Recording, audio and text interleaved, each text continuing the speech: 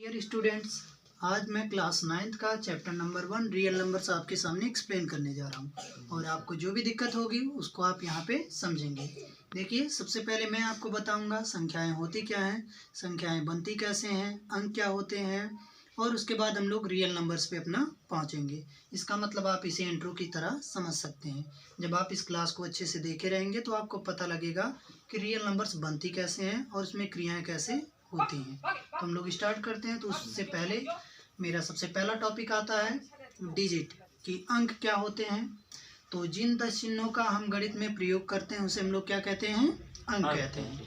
तो जिन 10 चिन्हों का हम लोग गणित में उपयोग करते हैं उसे क्या कहते हैं, अंक। जैसे 0 और 1 2 3 सो ऑन कहाँ तक, 9 तक। अब इसमें मैंने आपके सामने एक लिखा है सार्थक और दूसरा लिखा है असार्थक।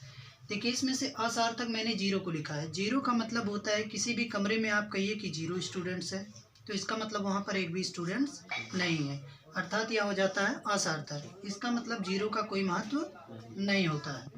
इसी प्रकार से आप दूसरा देखेंगे तो 1 से लेकर 9 तक मैंने लिखा है सार्थक। और सार्थक का मतलब अगर आप कहते हैं कि कमरे में एक विद्यार्थी है तो इसका मतलब कमरे में एक विद्यार्थी उपस्थित है, मतलब उसकी कुछ ना कुछ वैल्यू है। जबकि 0 को आप लोग कहेंगे कि उसकी कोई वैल्यू नहीं है।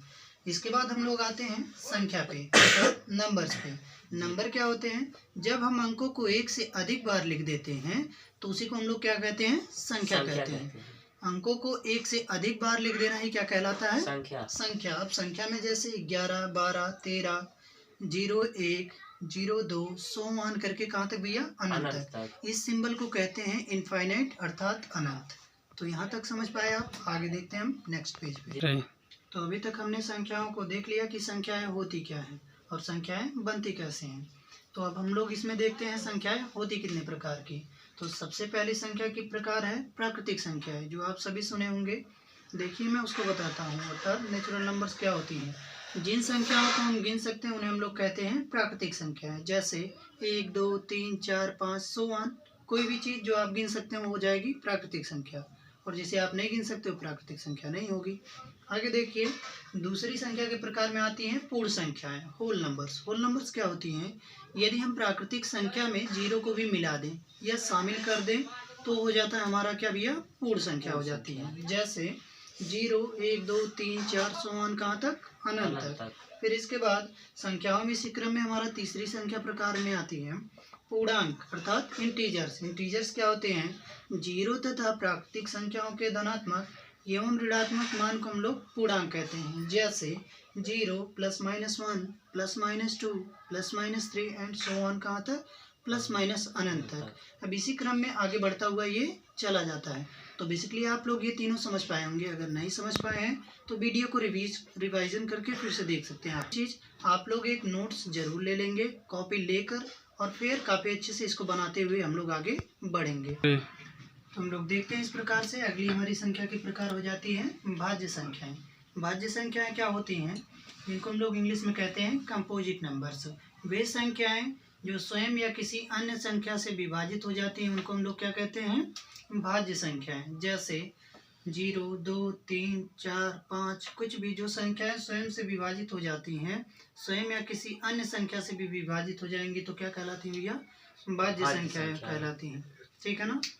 जैसे आप लोग देख ही रहे हैं 0 भी है, 2 भी है, 3 भी है। अब 3 के लिए आप 1 से भी इसको डिवाइड कर सकते हैं और 3 से भी कर सकते हैं। 2 के लिए 2 को आप 1 से भी कर सकते हैं और 2 से भी कर सकते हैं। तो ये भी आपका भाज्य संख्याएं हो गई। इसके बाद दूसरी आ जाती है अभाज्य संख्याएं, प्राइम नंबर्स।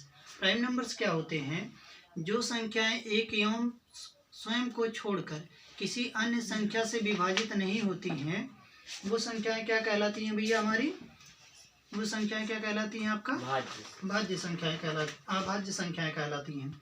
अभाज्य संख्याओं में जैसे हो जाएगा 2 3 5 7 8 सो ऑन करके होगा। देखिए 2, अब इसको हम लोग अभाज्य की श्रेणी में रखते हैं। ये पहली ऐसी संख्या है जो भाज्य भी है अभाज्य भी है, लेकिन हम इसको दोनों की श्रेणी में रखते हैं। लेकिन अगर आपसे किसी भी पेपर में पूछता है तो आप केवल टिक करेंगे किसमें, अभाज्य वाली में।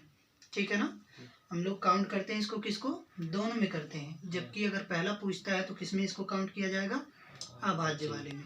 जब आप प्रायोरिटी देना होगा तो सबसे पहले किसमें देंगे, भाज्य वाले में। इसके बाद तीसरी हमारी आ जाती है सहभाज्य संख्याएं।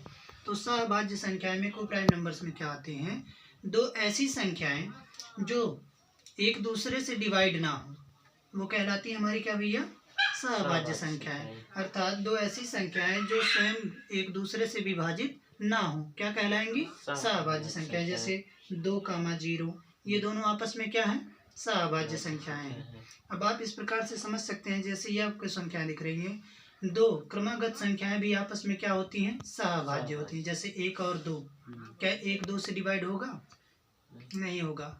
जब भी आप देंगे तो फिर से 2 आ जाएगा।